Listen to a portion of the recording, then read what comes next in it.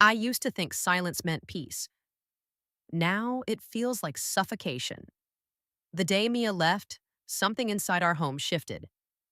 It wasn't just her absence I felt. It was the unveiling of something dark that had been hiding behind the noise, the obligations, the daily rhythm of our family life. Without her laughter echoing down the hallway, without her music playing too loud in her room, I was left alone with my husband Thomas and our son Caleb, and with the truth. At first, I told myself it was grief, that we were all just adjusting to the emptiness, that Thomas snapping at me over dinner was just stress, that Caleb storming past me every morning, eyes cold and distant, was just a phase. But that lie began to unravel quickly, thread by thread, and soon I was staring at a truth I had ignored for years. I think Mia saw it long before I did. That's probably why she left. She was only 19, but she carried an exhaustion in her eyes that I now recognize as betrayal. Not just mine, but ours. A betrayal of the warmth a family is supposed to promise. She told me once, "You protect them, Mom, even when they don't deserve it." I didn't know how to respond then. I thought she was angry, overreacting.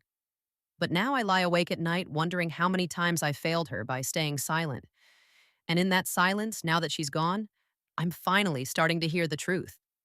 Because Thomas isn't pretending anymore, and neither is Caleb. And I'm left with one question that haunts me more than any other. What happens to a mother when there's no one left to protect but herself?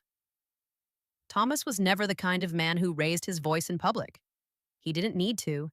He had a presence, one that filled a room and quieted it. People respected him. I admired him. He was the charming husband with the firm handshake and the cool, commanding tone. At church gatherings, neighbors would comment on how lucky I was. A real man, they'd say. A good father. But behind closed doors, Thomas wielded his silence like a blade. He didn't shout. He dismissed. He didn't strike.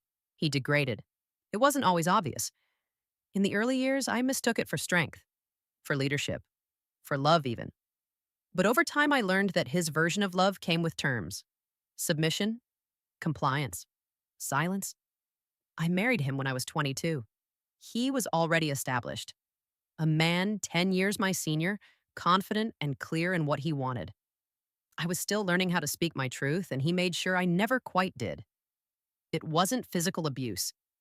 It was something slower, more corrosive. 1,000 little moments of being told I was too sensitive, too dramatic, too emotional. Then came Caleb. From the moment he was born, Thomas poured himself into him. My husband saw in our son a legacy, someone he could mold, shape, pass the torch to.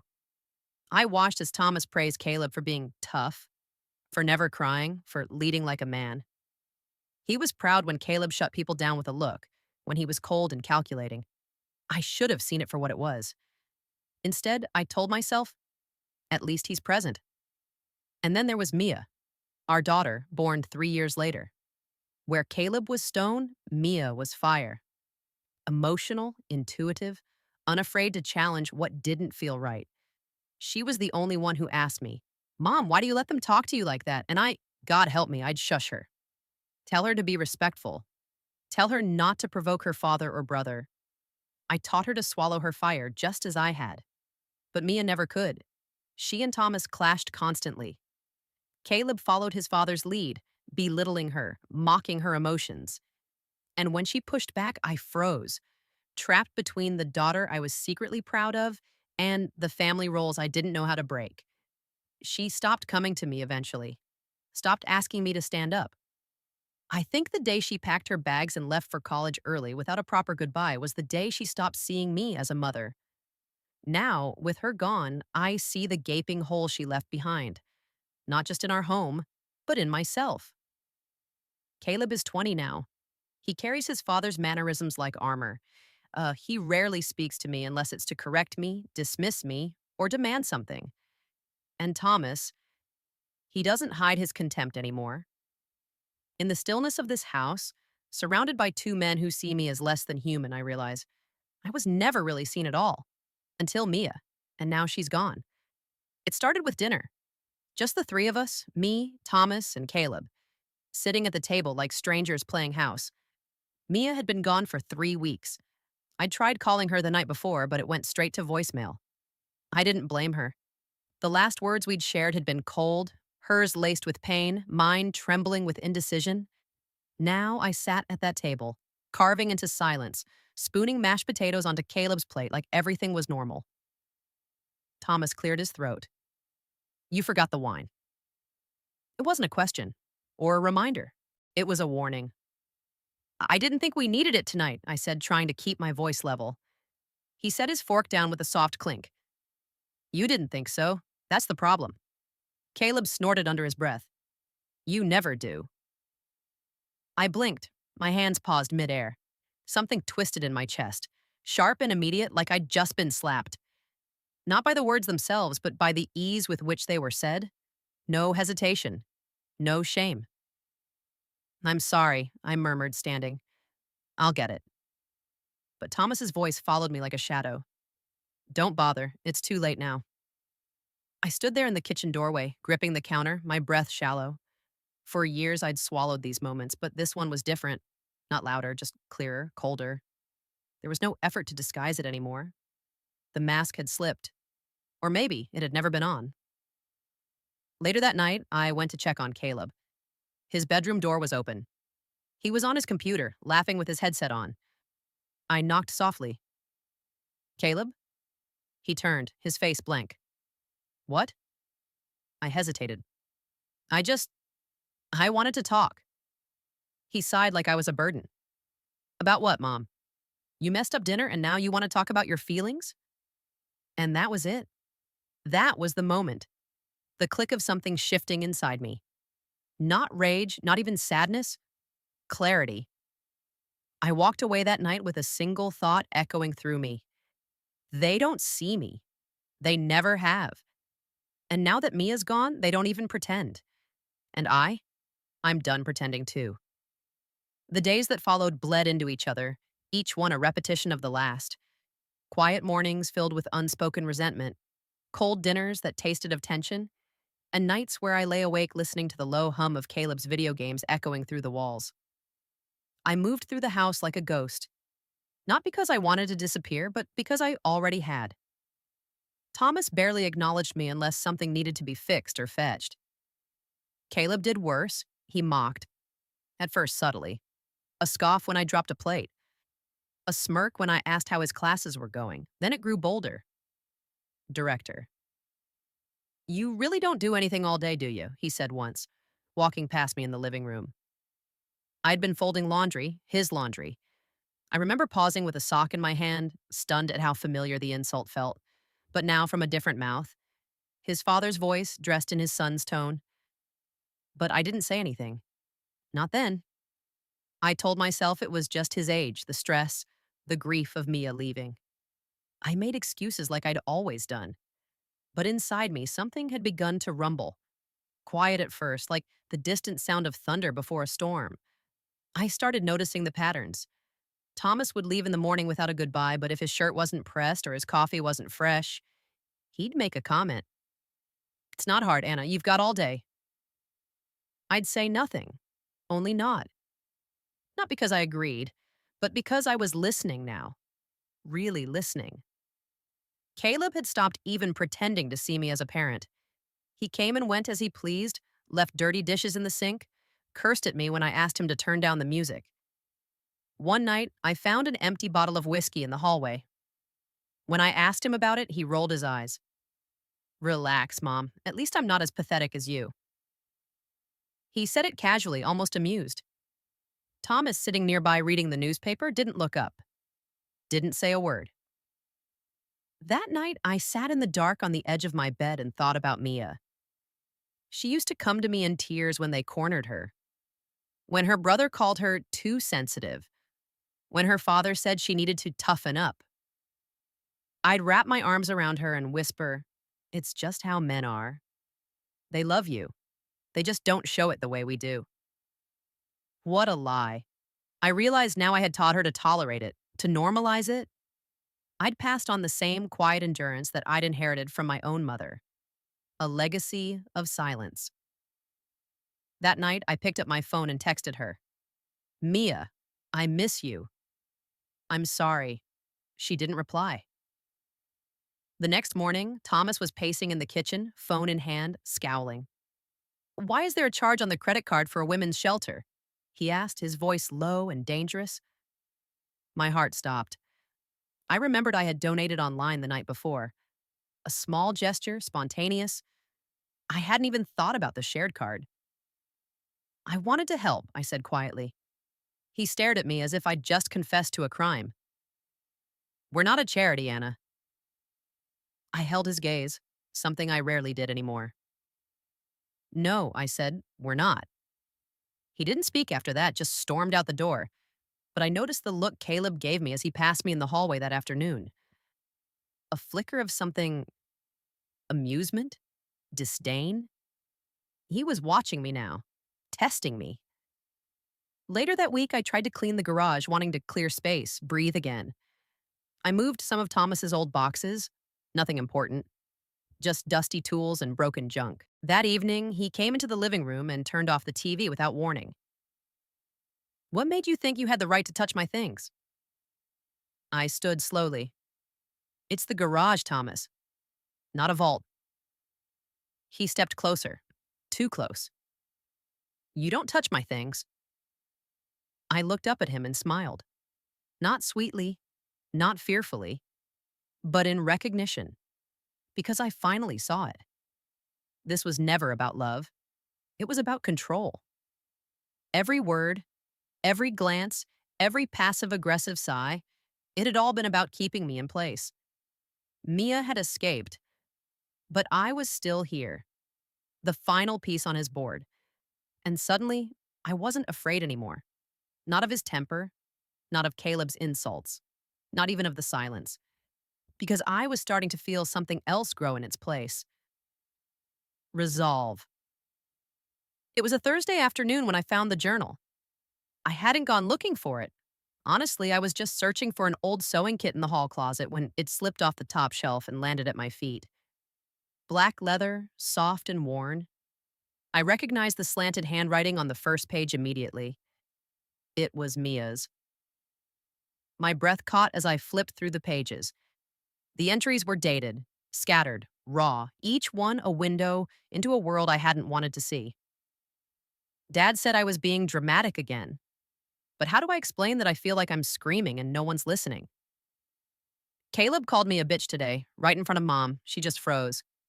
She didn't say a word. I love her, but I think she's afraid. I don't know if she sees it, or if she's just pretending not to. Page after page, the truth unfurled like smoke. My daughter had been drowning, right in front of me, and I stood still. Not because I didn't care, but because I had been trained to stay silent, conditioned to believe that conflict meant failure, that a good wife absorbs, that a good mother keeps the peace. I sat there for a long time, the journal heavy in my hands. Mia hadn't run away. She had survived. She'd escaped what I was still living inside. And now I had the evidence. The truth, not just of what Thomas and Caleb were, but what I had allowed, what I had enabled. And for the first time, I stopped asking myself if I could leave. I started asking what would happen if I stayed.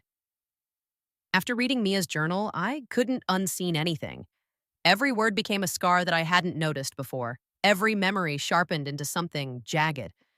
The silence in the house was no longer just silence.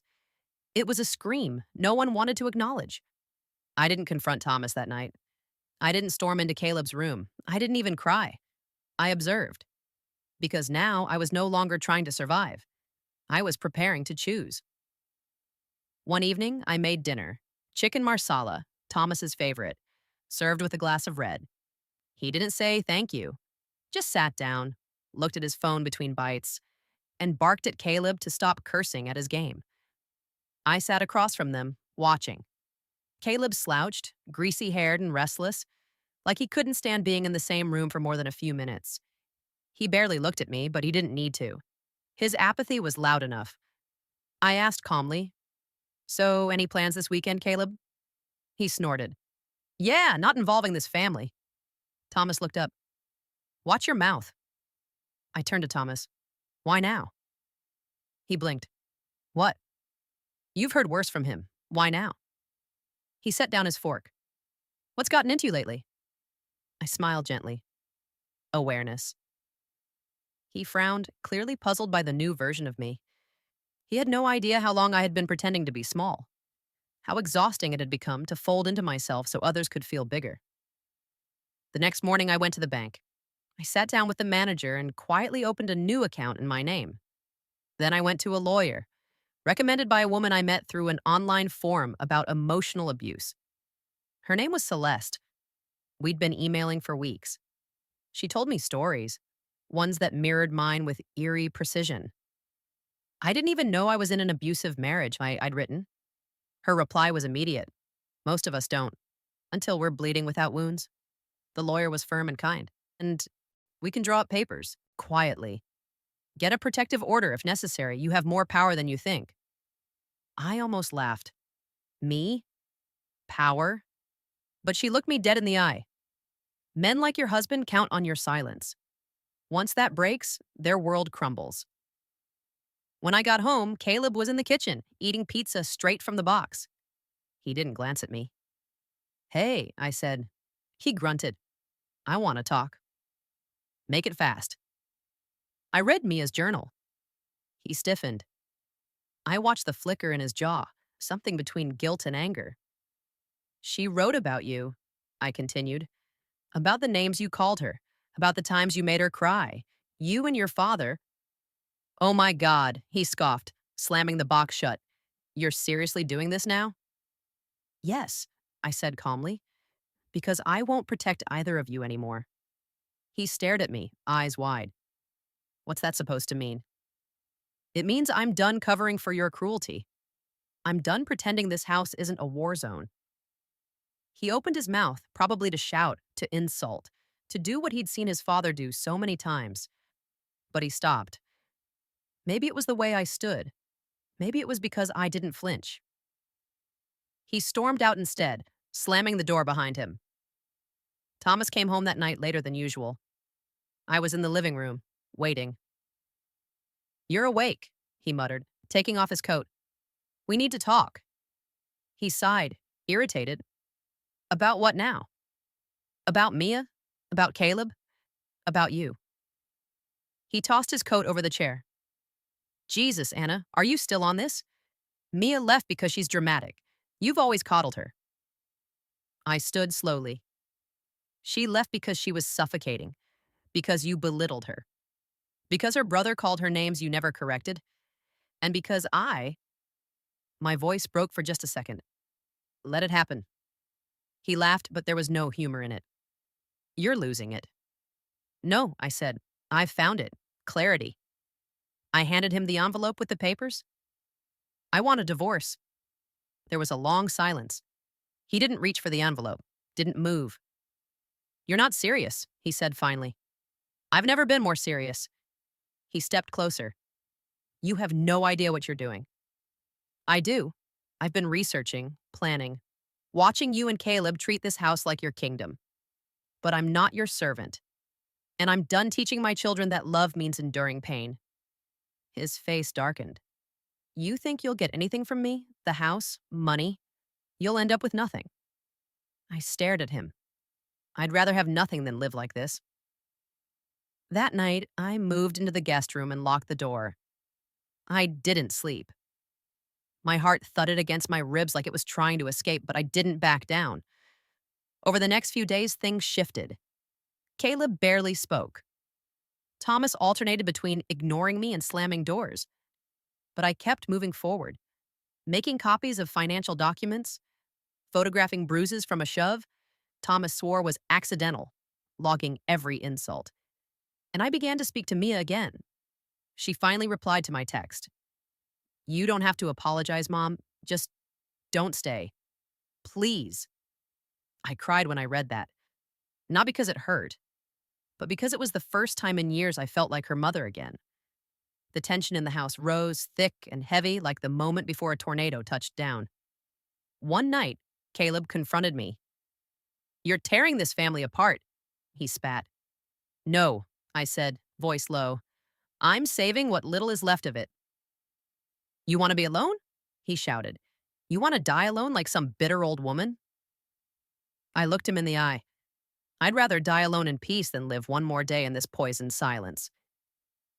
He left, slamming his door, and I didn't chase him because I wasn't the same woman who used to. It happened on a Sunday. Quiet, slow, deceptive. Thomas had been unusually cordial all morning. He made coffee, even asked me if I wanted any. I declined. I didn't trust kindness from a man who weaponized silence and disapproval for decades. He hovered in the kitchen while I folded laundry at the table, watching me with eyes too calm. Then he said it, almost gently. I've been thinking, Anna. Maybe we can fix this. I didn't look up. There's nothing to fix. We've been married 22 years. Yes, I said, folding one of Mia's old sweatshirts. 22 years too long. He took a step closer. I made mistakes. We both did. You're not blameless. I never claimed to be, but I never made my daughter afraid to breathe in her own home. His jaw clenched. There it was, that twitch of control slipping. You've been talking to her, he said, voice low. Yes, and she remembers everything you pretend never happened.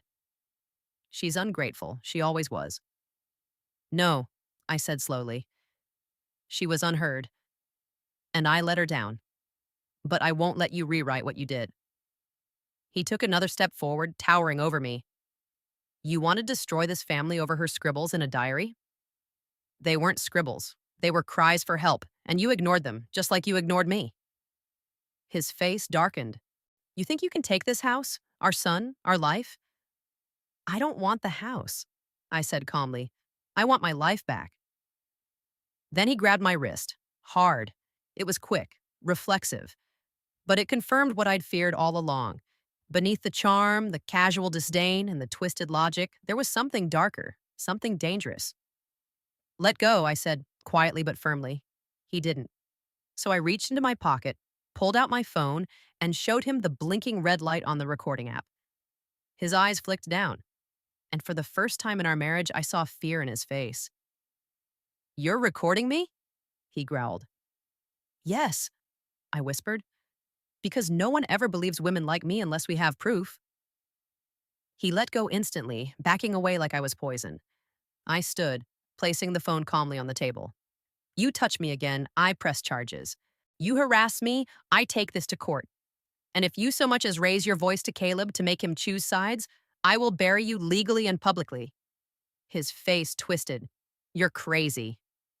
No, I said, steady. I'm finally sane. Caleb came down the stairs just then, eyes wide. He'd heard everything. He looked between us, his father's hand still trembling, my eyes unflinching. What the hell is going on? He asked. Your father thinks violence fixes things, I said plainly. Thomas snarled. She's exaggerating. I turned to Caleb. He grabbed my wrist. You want to see the bruise? Caleb looked shaken, conflicted. I don't want to be part of this, he muttered. You already are, I said. Because you learned from him. Every time you called Mia names. Every time you treated me like a maid. But it's not too late to unlearn it. He looked down, ashamed for the first time. Really ashamed. Thomas threw up his hands. You're brainwashing him now? No, I said softly. I'm freeing him. Just like I freed myself. Thomas stormed out then, grabbed his keys, slammed the door so hard the walls shook, and I didn't cry. I stood there in the wreckage of a house that had been built on silence, lies, and fear, and I breathed. For the first time, it felt like mine. Caleb lingered in the doorway. He didn't say anything, but he didn't leave either. And somehow, that was enough. It's been 6 weeks since Thomas walked out that Sunday afternoon, and each day since has felt like peeling away a layer of my old skin. Fragile, cracked, but finally shedding. He didn't return that night, or the next. Eventually, he called Caleb, muttering about lawyers and protecting his assets. I let my attorney handle it. I'd spent too many years being the middlewoman, the translator of his moods, the cushion between his anger and the world. That job was over. The bruises on my wrist faded in 5 days. The marks in my memory, those would take longer. But at least I had clarity now and choice. For the first time in over 2 decades, my decisions belonged solely to me. Caleb withdrew at first. He kept to his room, barely speaking to me, like some silent war was still playing out in his head. I didn't push, I just lived. Quietly, steadily, honestly.